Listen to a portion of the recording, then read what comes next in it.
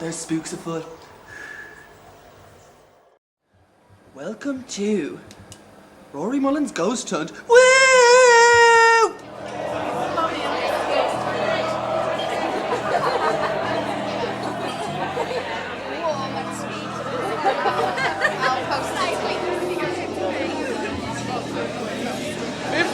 $50p, please!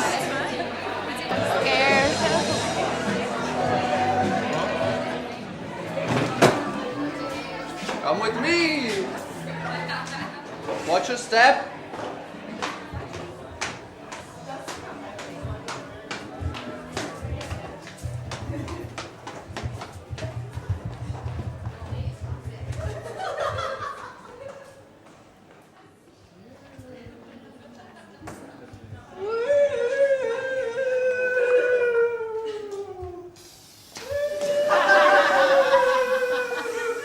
Plasma.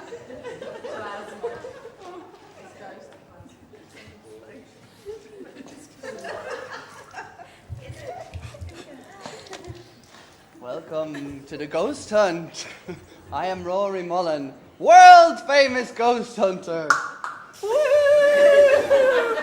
And as you know, Soup Kitchen is a very old place. And through my many years of researching ghosts, I found a thing or two. 1 minute you're here, and then you're gone. So, ladies and gentlemen, I'm going to explore at least 4 of the spirits that I found down here. And I will let you know that when the spirits are present, I may not be present. This is only simply because when I find a spirit, I go to a different place. I go into a trance and mainly lie down on the ground. All right. Yes. So now, I'll get my ghost detector. Handmade.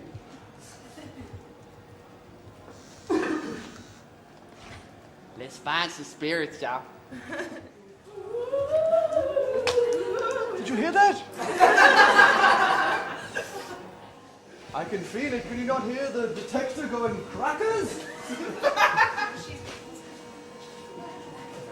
Make yourselves comfortable for maybe 50 seconds, 1 minute. I'll go and find the ghost.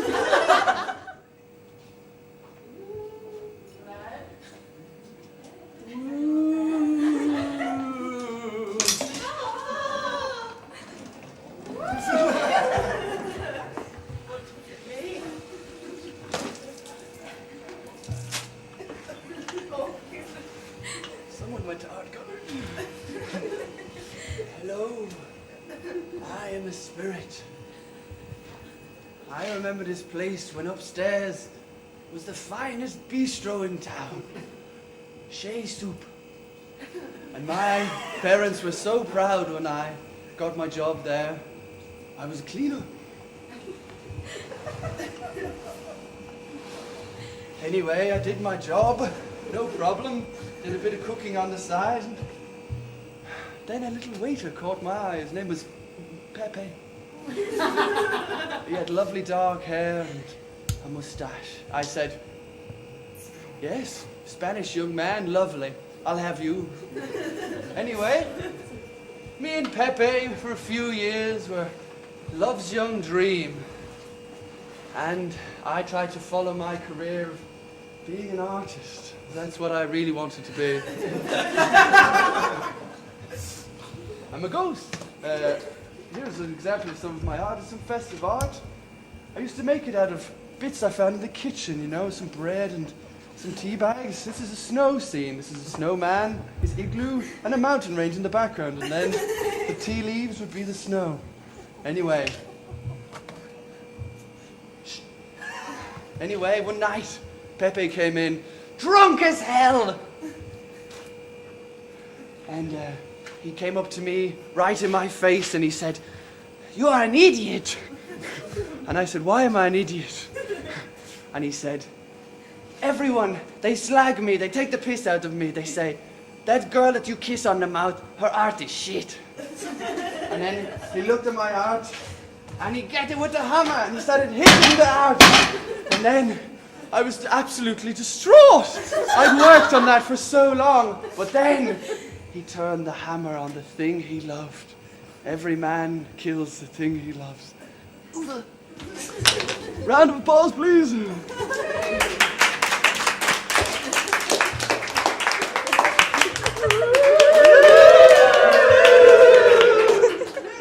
Hey!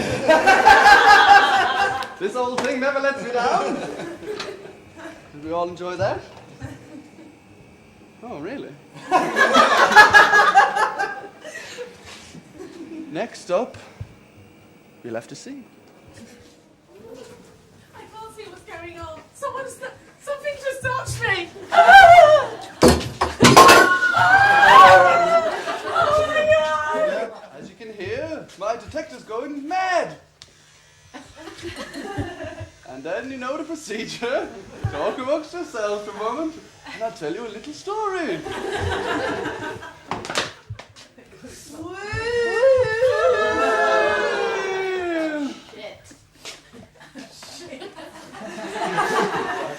I don't like this combination. The ghost is thirsty.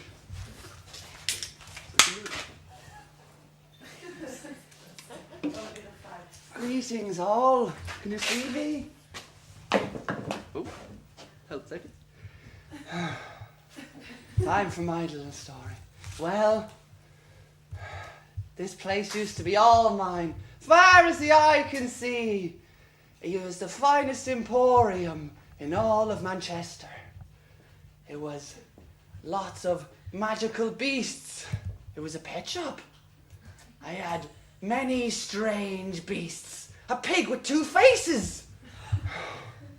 Yes, and it was all mine. People gathered at the door, travelled through miles and miles around, and this was years ago, so they had sore feet. Anyway, people used to come in and feed the monkey with 2 tails a little nut. They loved it. But anyway, the problem was there was punters in the shop, but there was no pounds in the till. People would just come like it was a freak show zoo, and they would not give me any money, wouldn't buy any of the stuff. And I don't mind, I like seeing the smiley faces of the children. But my wife, she was a bad woman. She always said, why are you squandering all of our riches on this stupid pet shop? We never make any money. And I just say, shut up! Because I was in a bad place at the time. And anyway, she used to make my little Sammies every morning. And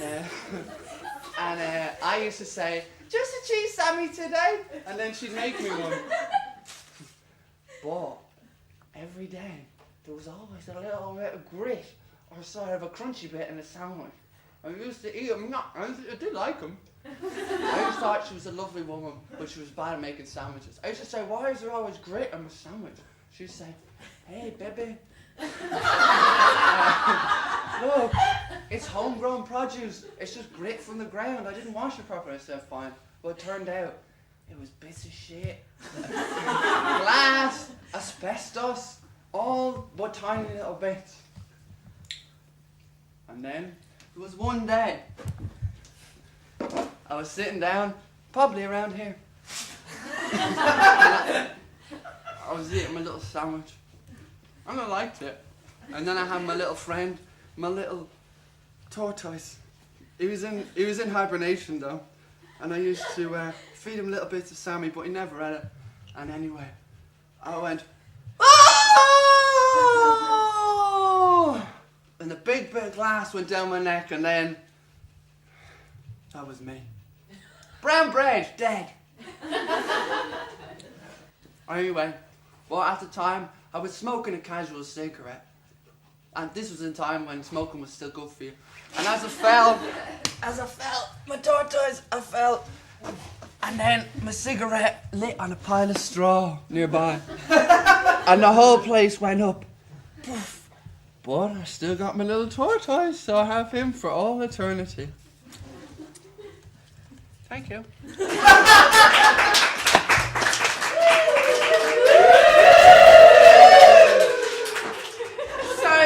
So much plasma in our hair. Unnatural.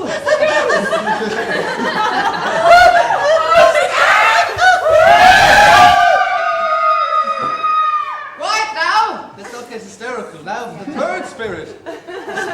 Come on in.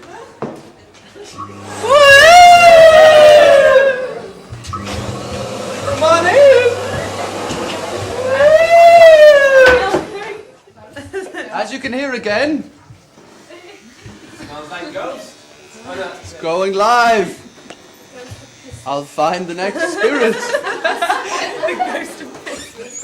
Enjoy the smell for a moment. One moment. Hello? Not once, spirit. Not once if there's someone there.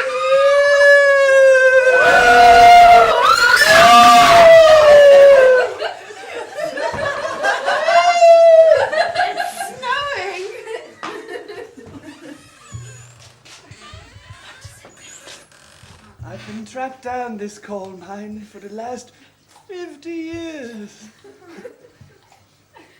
I was 12 years old when I became a miner.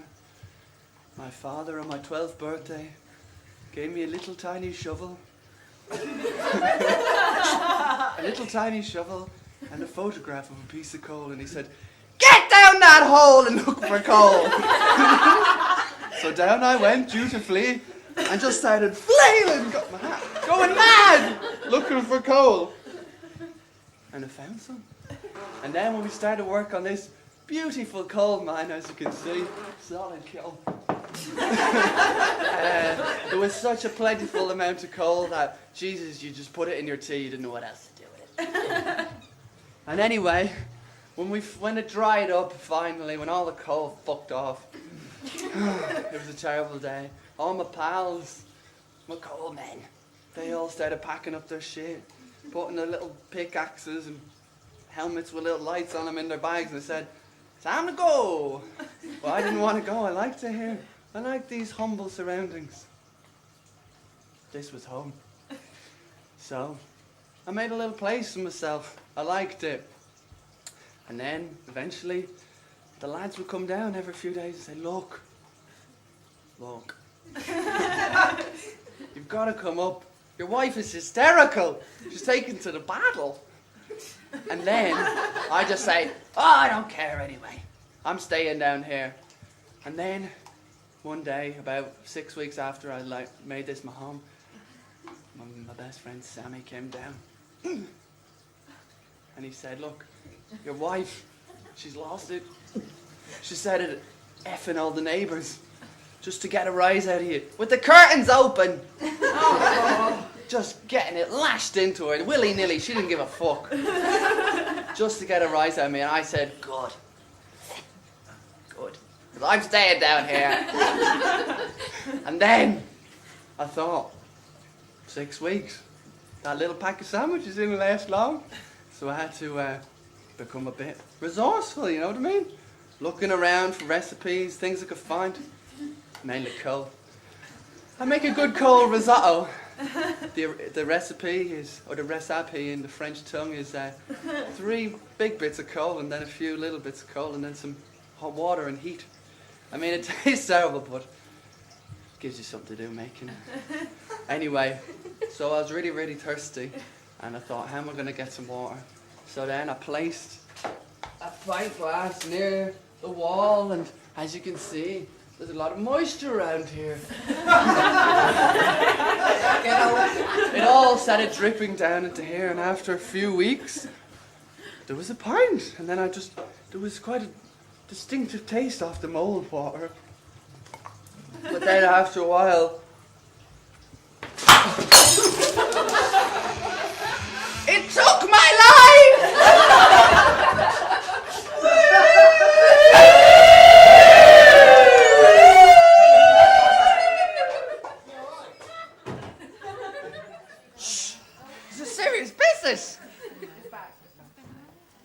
What happened here?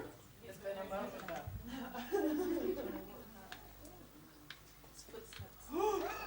Footsteps, isn't it? I'm trying to steal my time. Next to the next ghost, which was possibly the last. Wasn't that very spooky, everyone? What was your favourite bit? Really? And now...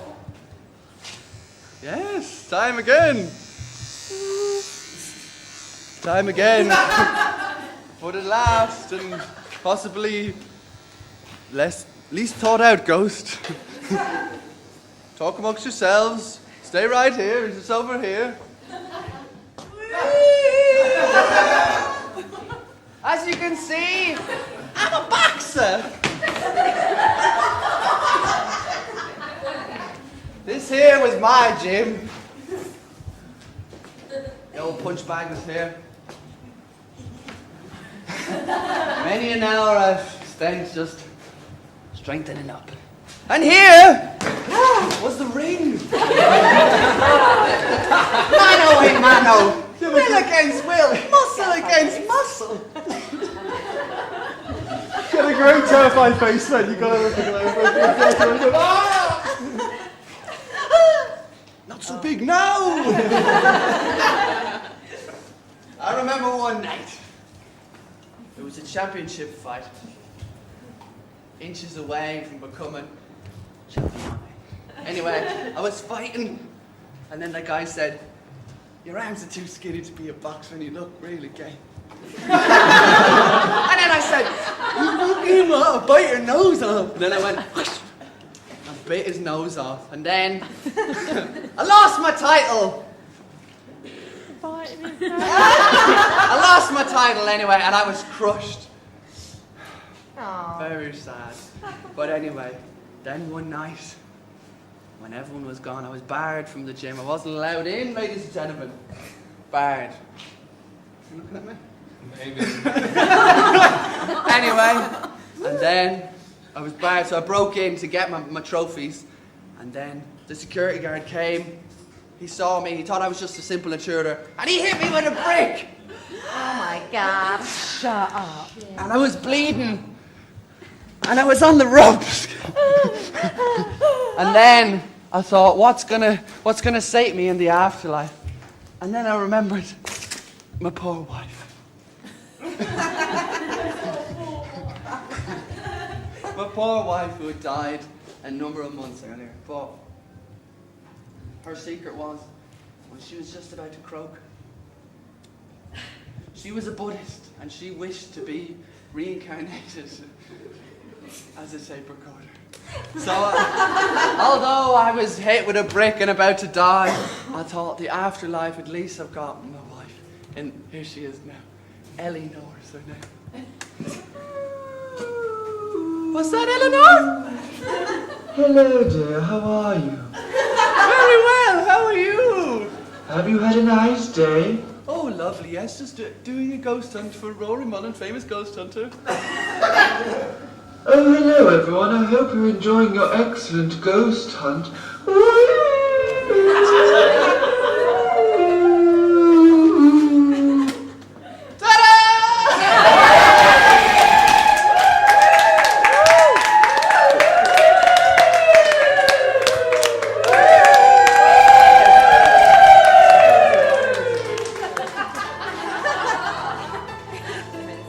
Really scared. Really, really. People won't believe this shit.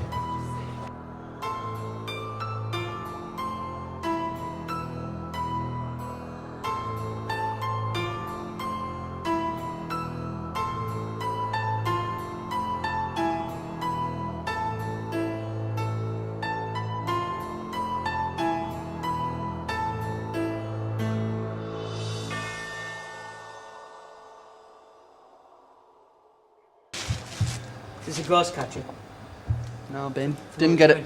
Still got to hustle. We didn't get enough 50p's tonight.